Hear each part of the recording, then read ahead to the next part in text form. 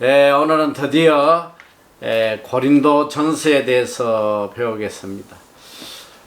고린도 전서 역시 이제 바울의 서신 13개 서신 중에 하나예요. 우리가 첫 번째로 지난 시간에 이제 로마서 배웠고, 오늘은 고린도 전서를 배우도록 하겠습니다.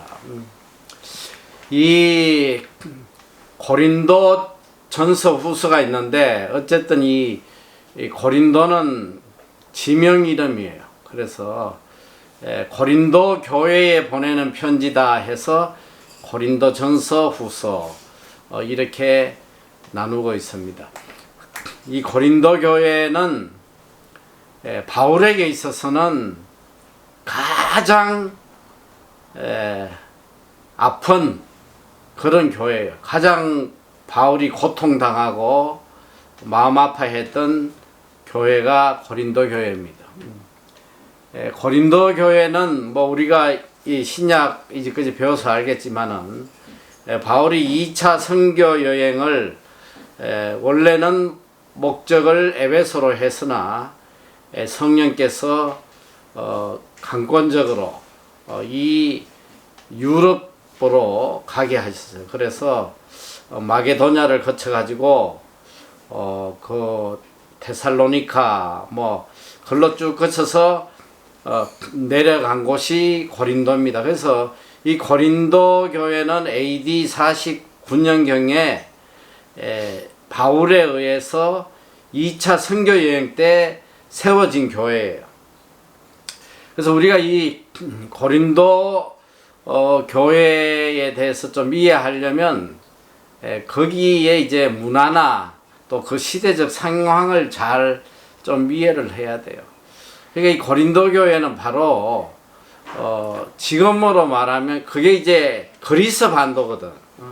바울이 복음을 전했던 것이 이제 처음에 소아시아 쪽으로 했고, 그 다음에 그리스 반도. 지금 이제 그리스 아테네 있는 그 그리스 반도예요. 그리고 이제 마지막으로 간 것이 이제 이탈리아 반도, 로마 쪽으로 갔죠. 그 2차 선교 여행 때에 이제 이 아테네, 고린도 교회인데, 고린도는 바로 그 아가야 지역의 수도가 고린도인데, 지도를 이렇게 보면 이제 지중해를 끼고 바다가 이렇게 거의 뭐 반도니까 삼면이 바다잖아, 그렇죠?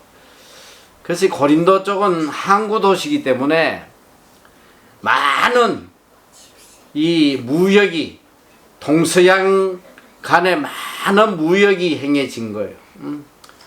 그렇다 보니까 굉장히 발달한 또 국가였고, 이 항구 도시에 전 세계 뭐 어디나 이 항구 도시의 문제점들은 조금 이 엄난한 곳이에요. 이 항구 도시는. 왜냐면 세계 여러 나라 사람들이 모이는 곳이고, 또 이 거기서 이런저런 그 향락 문화가 발달하다 보니까 굉장히 엄난한 도시인데, 특별히 고린도 지역은 이게 그리스 문화권에 있기 때문에 바울이 복음을 전하기 직전에는 이 그리스가 뭐가 지배를 하고 있었냐면 이 철학이 지배를 하고 있었어요. 철학이. 주로 이제 뭐 플라톤이라든가 뭐 아리스토텔 뭐 이런 철학들이 그 사람들의 정신 문화를 지배하고 있는 그런 곳이었어요. 그리고 이제 이 고린도 쪽에는 굉장히 그 우상이 심했던 곳인데, 이 성경의 이제 구약 역사를 이렇게 보다 보면 구약의 이 가나안 문화가 뭐냐면 엄란 문화거든. 이 가나안 문화가 이 엄란 문화. 그러니까 구약의 이 가나안 문화는 바로 바알과 아세라를 섬기는 그런 엄란 종교의 문화예요. 그러니까 이 남녀의 결합으로 인해서 생산한다.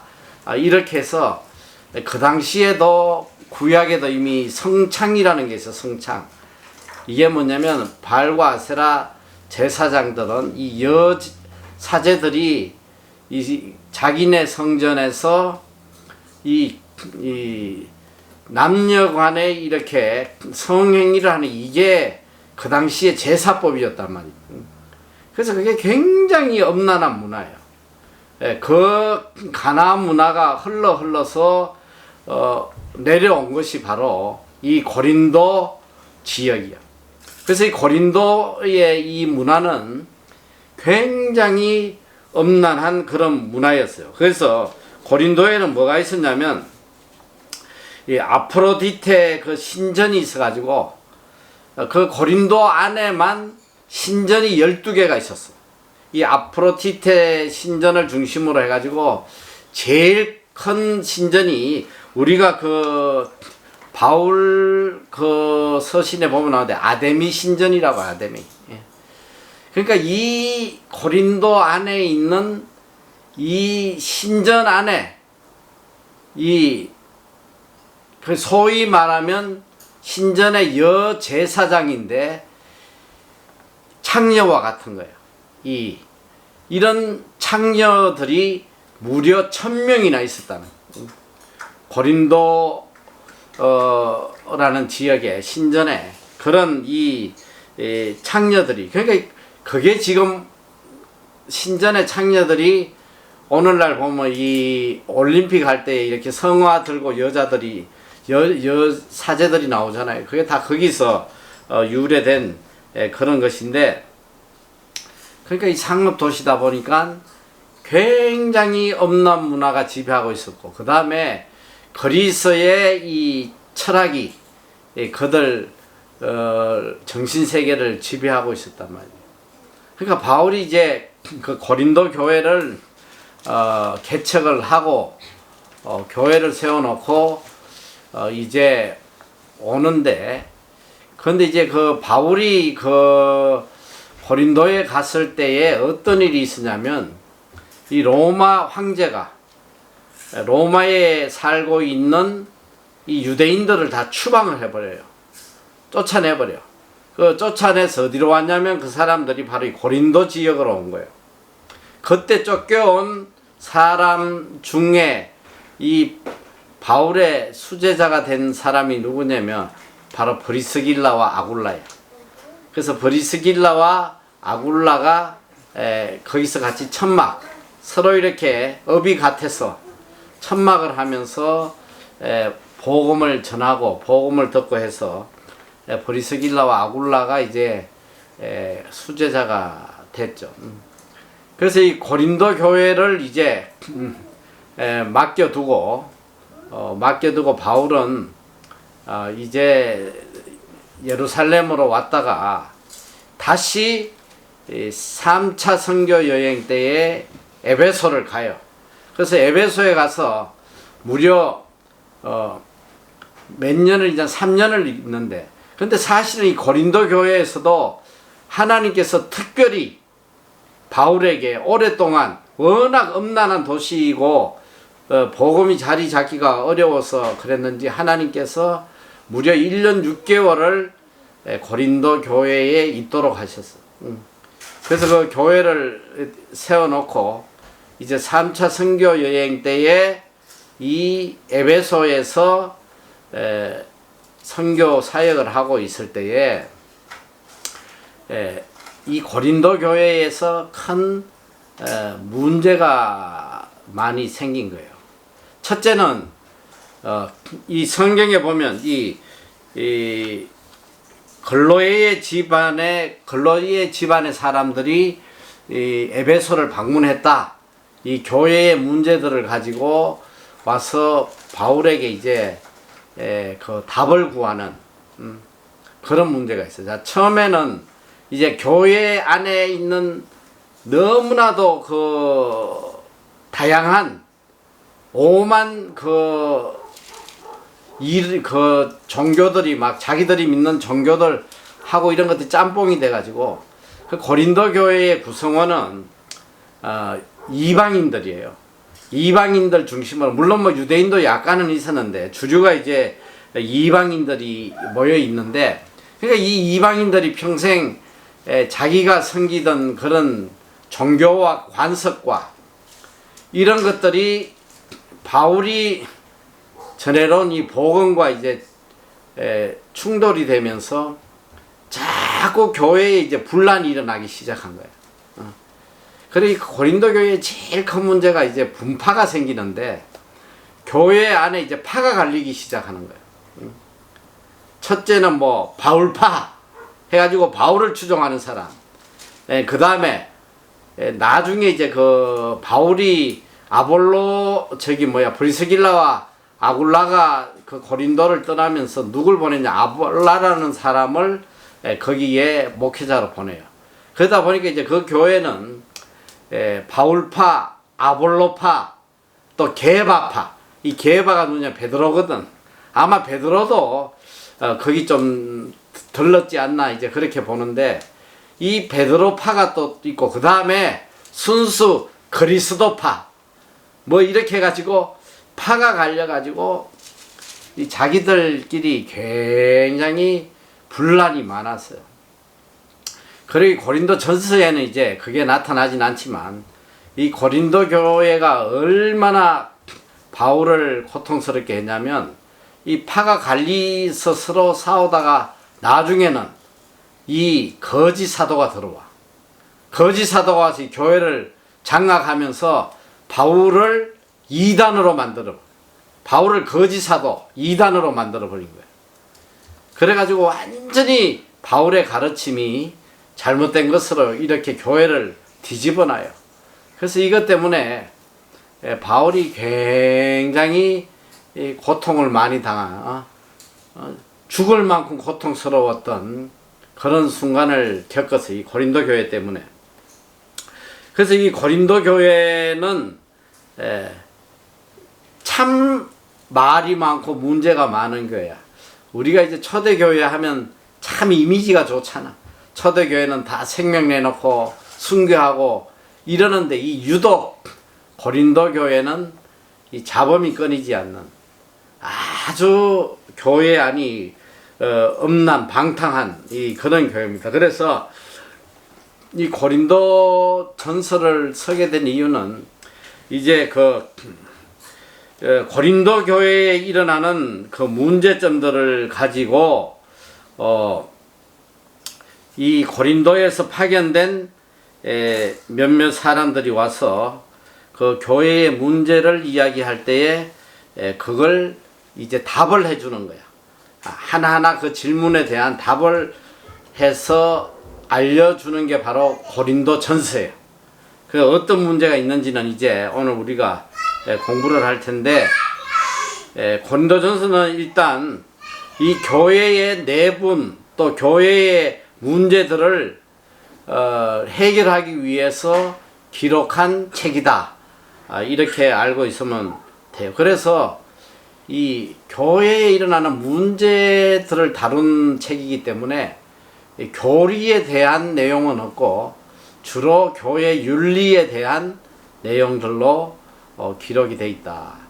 교인으로서 어떤 크리스찬의 윤리, 지켜야 될 것들, 신앙생활 하는데 지켜야 될 기독교적 윤리에 대해서 이야기를 하고 있다. 고린도전서는 이제 16장으로 구성되어 있고 437절이라고 그래. 그리고 9489개 영어 단어래. 이것까지 알 필요 없으니까 외우지 말고 어쨌든 16장으로 구성되어 있는데, 그 우리가 이 고린도전서의 핵심 단어를 이제 이 신학자들이 이렇게 연구를 한 거에 보니까 이 고린도전서의 핵심적 단어를 지혜로 보고 있더라고요. 지혜가 핵심적인 단어다. 그리고 이 핵심 절을 고린도전서 2장 7절이 고린도전서의 핵심 절이다, 이렇게 나와 있어요. 핵심 절은 이렇게 돼 있어.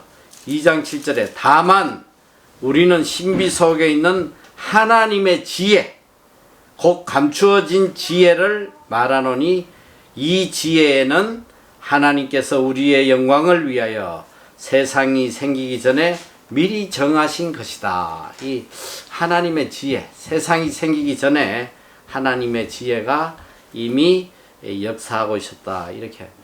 이제 고린도전서의 핵심 장은 여러분이 너무나 잘 아는 사랑장이에요. 고린도전서 13장. 사랑은 오래 참고, 이 사랑장.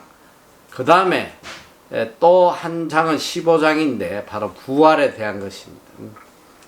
그 궁극적으로 이 고린도전서는 교회의 많은 문제점들을 지적해서 바르게 가르치지만, 이 고린도전서의 가장 핵심적인 건 뭐냐면 바로 부활 신앙이에요. 예수 그리스도의 부활에 대해서.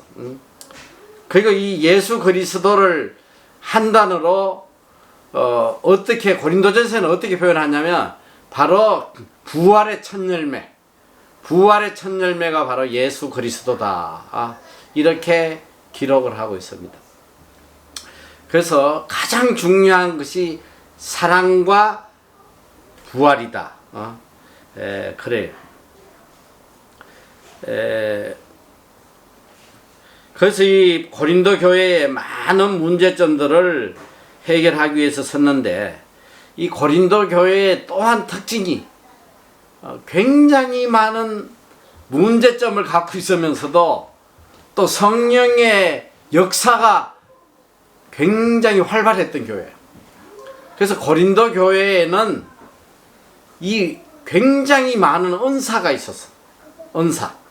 다양한 은사가 있어. 방언과 예언과 병고침과 뭐 이런 다양한 은사들이 그 교회에 있었는데, 그러니까 이 잘못된 교리가 또 만연해 있었고, 또 교회 안에 잘못된 관습과 풍습들이 또 만연해 있었어요. 그리고 그 교회가 제일 또 교회 안에 큰 문제가, 이제 내가 구체적으로 어떤 문제점들이 있었는지 하나씩 공부를 할 텐데, 이 고린도 교회의 가장 이 문제가 뭐냐면 성적 타락이에요. 교회가 굉장히 엄난했어. 내가 이야기했듯이 그 도시 자체가 엄난한 도시거든. 굉장히 소돔과 고모라 같은 그런 엄난한 도시였기 때문에 이 교회 안에서도 이 성적 타락이 굉장히 만연했던 그런 교회입니다. 거기에 보면 이제 여러 가지 문제점들이 나오는데, 그 이유를 바울은 이 믿음이 성장하지 못해서 이런 일들이 일어난다. 그 대표적으로 고린도전서 3장 3절에 보면 너희는 아직도 열심히 믿는다고 하지만 너희는 아직도 육신에 속한 자로다. 영에 속하지 않고 육신에 속해가지고 너희 가운데 시기와 분쟁이 있으니 어찌 육신에 속하여 사람을 따라 행함이 아니리요. 그러니까 이게 신앙생활을 하는데 육신에 속해서 육신의 풍습대로 따라가다 보니까 이 교회가 완전히 망조가 된 거지. 그리고 또 그 교회를 파괴시키는 가장 큰 역할을 한 것이 또 영지주의라는 게 있어요. 영지주의. 이 영지주의는 뭐냐면 바로 철학자 플라톤의 사상으로부터 발전한 이 영지주의 사상인데, 이건 뭐냐면 간단해요. 이거야.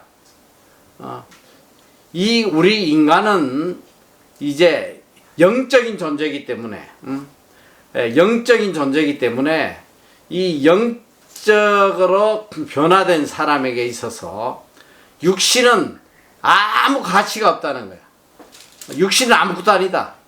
아무 가치가 없는 것까지 좋은데 육신이 어떤 죄를 지어도 괜찮다. 이 영적으로만 바로 되면 되고, 육신은 뭐 음란을 행하든 뭐 죄를 지어도 괜찮다. 이게 영지주의예요. 이 영지주의 사상이 고린도 교회에 엄청난 영향을 미치고 있었다는 거죠. 자, 그래서 예, 이 고린도전서는 일단 뭐 바울이 기록했다는 것은 다 기록이 되어 있어요. 바울이 기록했고, 이 고린도전서를 기록한 게 아까도 이야기했듯이 바로 3차 선교 여행 때에 에베소에 머물고 있을 때에 에베소에서 기록한 거예요. 그러니까 이 기록한 시기를 대체로 AD 54년에서 55년 경으로 이제 보고 있다. 자, 그래서 이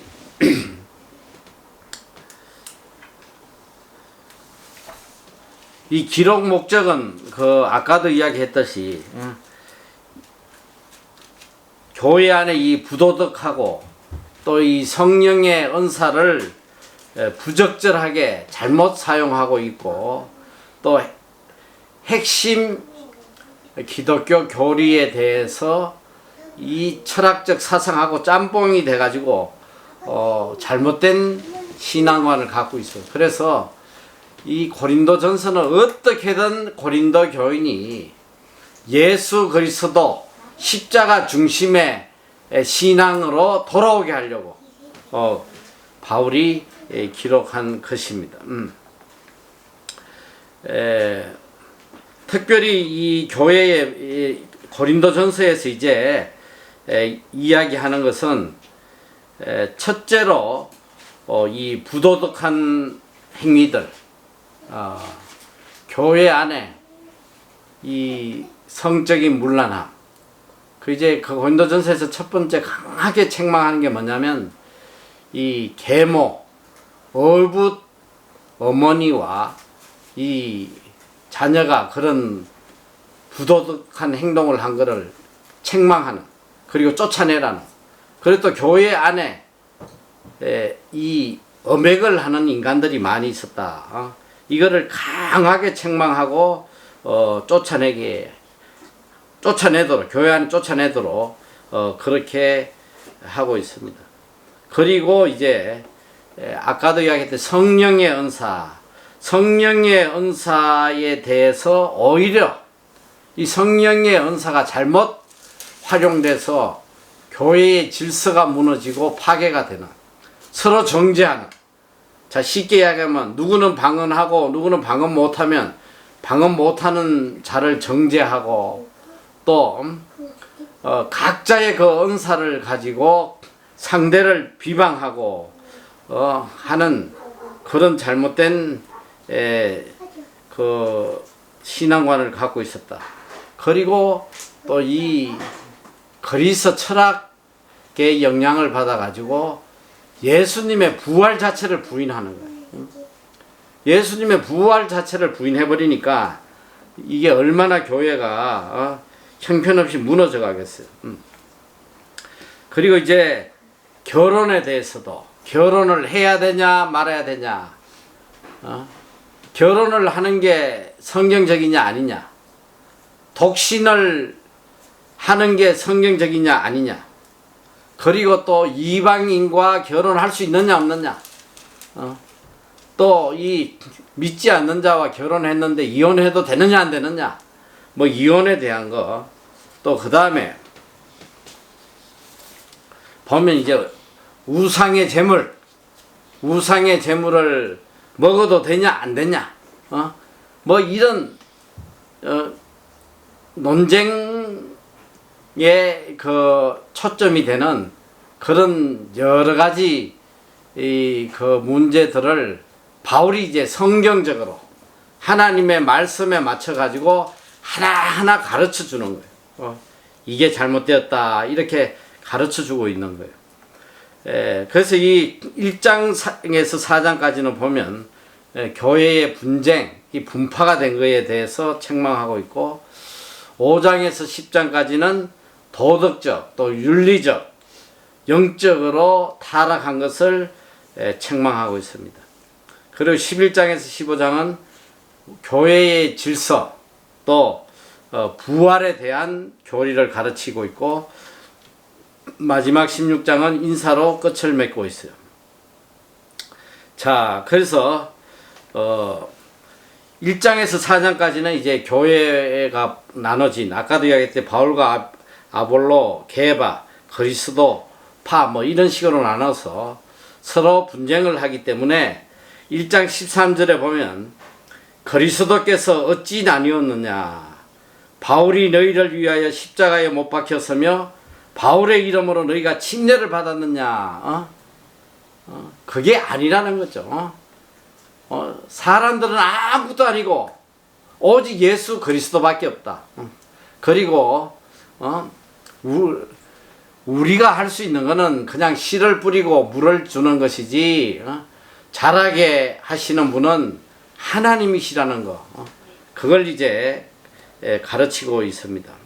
그리고 이 복음을 이해하는 것은 어떤 인간의 지혜로 하는 것이 아니라 오직 하나님의 은혜로 이 복음을 우리가 깨달아야 된다는 걸 가르치고 있어요.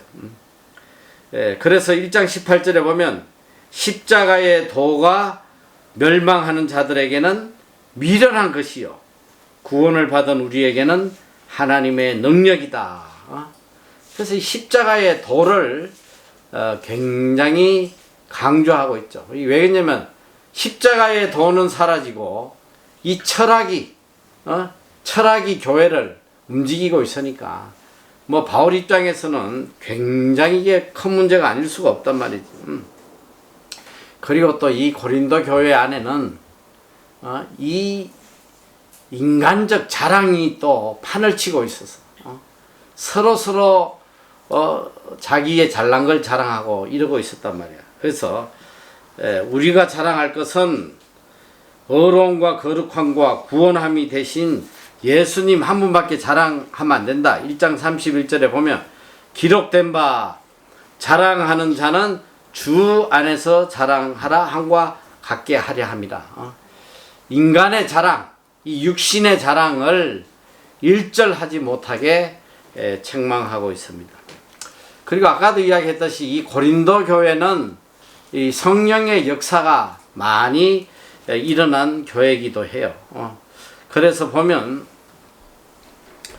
2장 12절에 보면 우리가 세상의 영을 받지 아니하고 오직 하나님으로부터 온 영을 받았으니 이는 우리로 하여금 하나님께서 우리에게 은혜로 주신 것들을 알게 하려 하십니다. 이 오직 성령께서 우리를 인도하시고 이 성령의 능력으로 우리가 신앙 생활을 해야 된다. 2장 5절에도 보면 너희 믿음이 사람의 지혜에 있지 아니하고 다만 하나님의 능력에 있게 하려 하였노라 해서 이 성령의 역사를 강조하고 있습니다. 고린도 교회는 아까도 이야기했듯이 이 교회 안에 이런 성적인 타락이 성행을 했고, 그 다음에 이 분쟁, 서로 이렇게 송사하는, 서로를 고발하는, 교회 안에서 교회 안에서 같은 교인끼리 막 서로 세상 법정에 고소해서 싸움 박질하는 이런 것들을 또 책망하는 내용이 나와요. 그래서 교회 안의 문제는 절대로 세상으로 끌고 가면 안 되고 교회의 법에 따라서 그거를 처리하라고 이제 가르치고 있습니다. 그리고 특별히 이제 그 간음에 대해서 바울이 굉장히 책망을 하고 있습니다. 아마도 그 당시에 그 고린도 교회 안에 교회를 다니면서 성도라 하면서 아까도 말했던 그런 신전에 가가지고 이런 매춘을 하는 이런 인간들이 많았던 것 같아요. 그러니까 바울이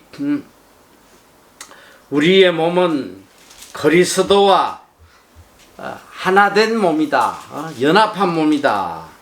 그리고 그리스도의 영이 거하는 성전이라는 거예요. 우리 몸은 예수 그리스도의 피값으로 사신 몸이고 너희 몸이 아니라는 거예요. 그래서 고린도전서 6장 19절 이하에 보면 너희 몸은 너희가 하나님께로부터 받은 바 너희 가운데 계신 성령의 전인 줄 알지 못하느냐. 너희는 너희의 것이 아니라 값으로 산 것이 되었으니 그런즉 너희 몸으로 하나님께 영광을 돌려라. 그러니까 이 거룩한 삶을 살도록 가르치고 있습니다. 그리고 이제 이 결혼의 문제를 물을 때에 결혼을 하는 게 선이냐 안 하는 게 선이냐 이렇게 물을 때에 바울은 거기에 대해서 분명한 답을 줘요. 결혼해도 죄가 아니고 결혼 안 해도 죄가 아니고 하나님마다 하나님께서 사람마다 이 음행을 피하도록 혼인을 허락하셨다.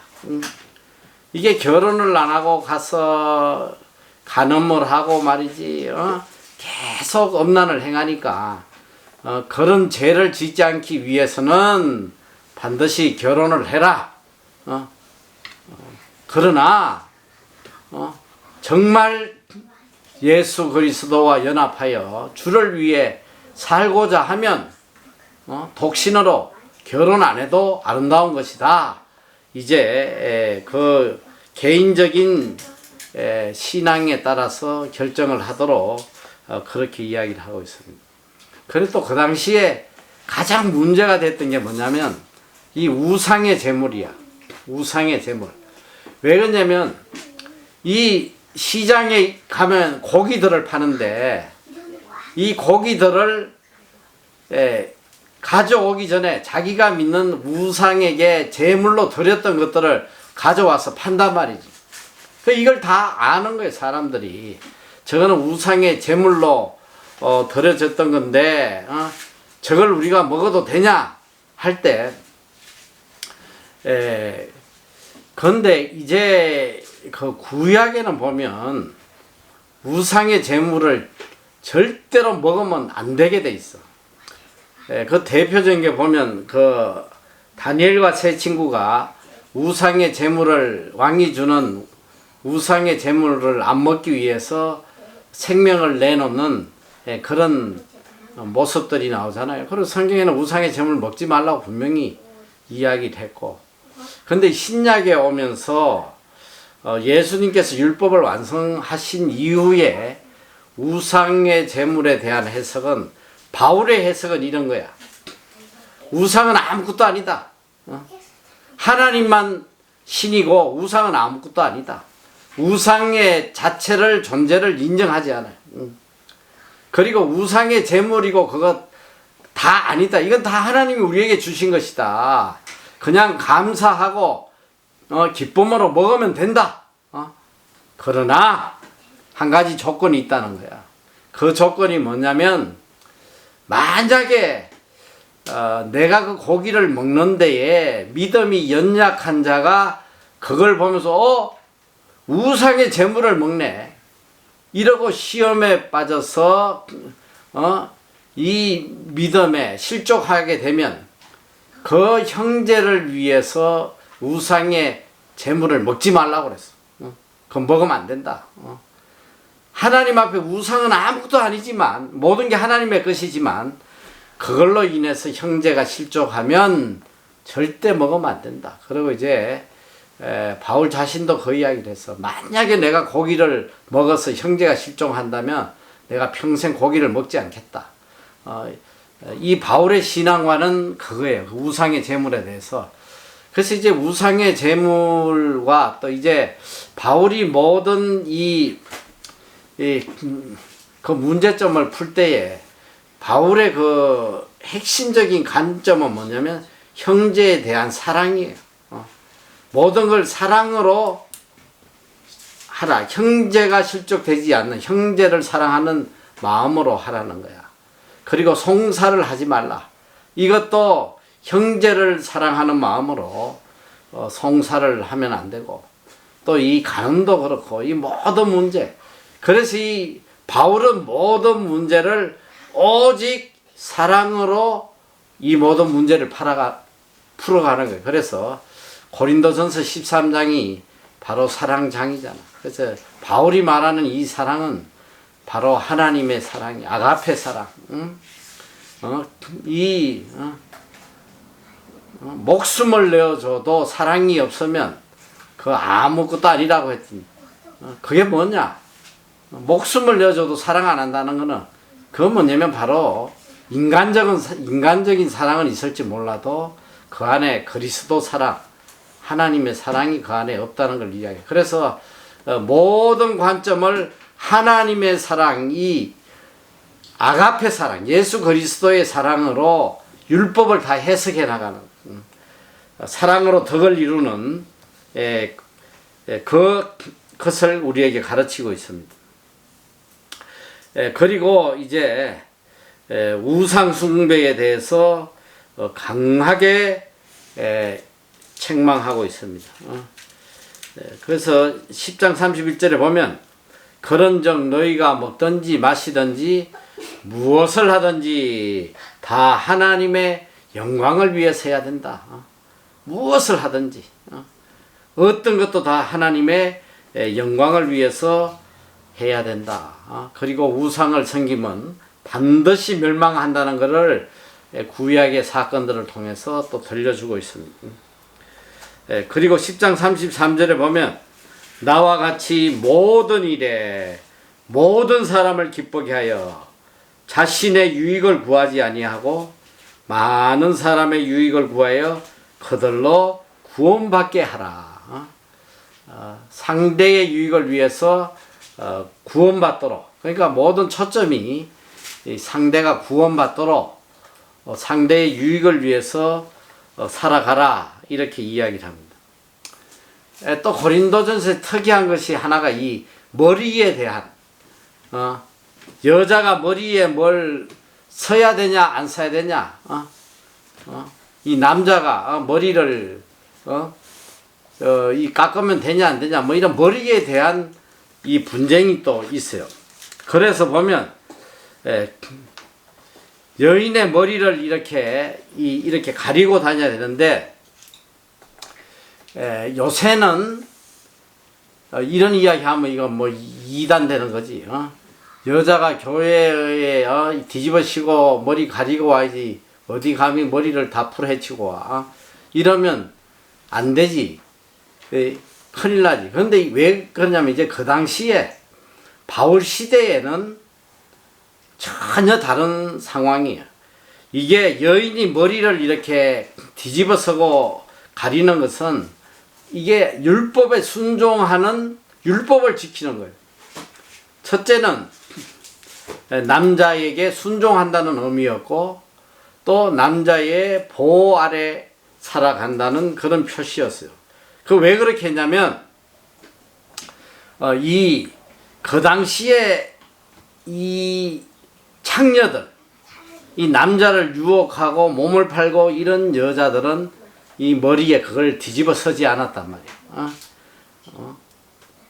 남의 아내가 아니라는 그를 표하는 게 머리를 아무것도 서지 않는 거예요. 그렇기 때문에 반드시 교회에 올 때는 머리에 서야 된다. 그러니까 이게 하나님의 창조의 질서를 알려주는 내용이에요.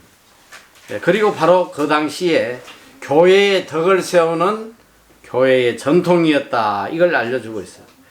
그래서 11장 3절에 보면 그러나 나는 너희가 말하기를 원하노니, 너희가 알기를 원하노니 각 남자의 머리는 그리스도요 여자의 머리는 남자요 그리스도의 머리는 하나님이시라. 이 말씀에 따른 전통으로 머리에 그걸 뒤집어 썼다. 11장 11절에도 그러나 주 안에는 남자 없이 여자만 있지 않고 여자 없이 남자만 있지 아니하니라. 이 자칫하면 남녀에 대한 차별로 오해를 할까봐 바울이 이걸 분명하게 선을 거예요. 주 안에서는 다 하나다. 하나지만 이것은 교회의 질서를 유지하기 위한 것이고 하나님의 창조의 질서라는 걸 가르쳐 주고 있습니다. 그리고 이제 거기에 또 문제가 되는 게 만찬에 대해서 성찬을 할 때에 지금 우리는 성찬할 때에 이 빵을 이렇게 썰어 가지고 포도잔하고 똑같이 공평하게 먹지만 실제로 예수님 당시의 성찬이라는 건 그런 게 아니에요. 자기가 먹을 걸 가져와, 이 식사를 가져와 가지고 빵하고 이 포도주하고 이 먹을 걸 가지고 와 가지고 다 교우들이 모여서 예수님의 십자가의 사건을 기념하면서 같이 만찬을 하는 거예요. 이렇게 식사를 하는 건데, 그런데 이게 어떤 문제가 발생했냐면 부자들은 먹을 것을 그냥 푸짐하게 고급으로 해가지고 잔뜩 가져와서 뭐 배불리 먹고 뭐 지네들끼리 취하고 하는데, 이 가난한 자들은 먹을 것이 없어가지고 아주 초라한 음식을 가지고 오고 이래서 이 성찬을 하면서 오히려 거기서 이게 서로 간에 이 구분이 되고 서로에게 상처를 주는 그런 좋지 않은 풍습들이 생겨났단 말이지. 그래서 바울이 성찬은 그런 것이 아니다. 예수 그리스도의 몸과 이 피를 기념하기 위해서 우리가 참여하는 이런 거룩한 행사이기 때문에 절대로 그렇게 하면 안 된다. 그 어려운 자들을 챙겨주고 돌봐주는 서로가 나누고 하나 기쁨이 되는 그런 성찬이 돼야 된다는 것을 가르치고 있어요. 그리고 이제 은사에 대해서 특별히 고린도전서에는 많이 다루잖아. 은사는 사람마다 하나님께서 각기 다른 은사를 주신 거야. 방언과 예언과 가르침과 섬김과 병고침과 말씀 전하는 것과 뭐 이런 다양한 은사를 주셨는데, 그 은사에는 우위가 있는 것이 아니다. 뭐가 귀하고 뭐가 나쁜 것이 아니다. 이 모든 은사는 서로 몸된 교회를 위해서 한 성령에 의해서 주어진 것이다. 그래서 이 모든 은사는 교회에 유익을 주기 위해서 서로 협력해서 사용이 돼야 된다는 것을 가르치고 있습니다. 그리고 이제 고린도전서에서 강조하는 것, 가장 큰 은사는 바로 사랑이라는 거야. 이 사랑보다 더 큰 은사는 없다. 이게 가장 큰 은사다. 그리고 이 사랑에 대해서 고린도전서 13장을 통해서 우리에게 들려주고 있습니다. 그래서 이제 마지막으로 이제 바로 예수 그리스도의 부활에 대해서, 죽은 자의 부활에 대해서 가르치고 있어요. 그러니까 그 당시에 고린도 교회가 이 부활을 부정하고 믿지 않는 자들이 많았기 때문에 그리스도의 부활에 대해서 아주 세밀하게 이야기를 합니다. 죽은 자의 부활이었다면 그리스도의 십자가의 죽음이 다 헛된 것이다. 그리고 우리가 믿는 믿음도 다 헛된 것이다. 그리고 부활이 없다면 이 그리스도인만큼 불쌍한 인간이 없다. 부활은 반드시 있다는 거야.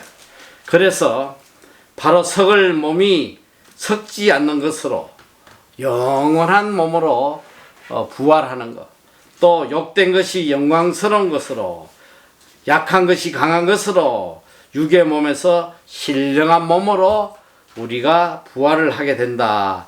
이걸 특별히 가르치고 있습니다. 그래서 사실 고린도전서는 생각보다 굉장히 귀한 내용들이 많아요. 굉장히 귀한 내용들이 많아. 그리고 이제 마지막 인사하는데 16장 13절에 보면 마지막으로 당부를 해요. 깨어. 자, 깨어. 믿음에 굳게 서서 남자답게 강건하라. 너희 모든 일을 사랑으로 행하라. 이게 명령이야. 믿음에 굳게 서서 강건하고 모든 일을 사랑으로 행하는 삶을 살아라. 그리고 16장 22절에는 만일 누구든지 주를 사랑하지 아니하면 저주를 받을지어다. 우리 주여 오시옵소서. 주님의 재림을 소망하면서 주님을 사랑하고 살아라. 이게 마지막 부탁의 말씀이다. 그래서 우리가 고린도전서를 통해서 가슴에 꼭 새겨야 될 건 너희가 먹든지 마시든지 무엇을 하든지 하나님의 영광을 하라는 거.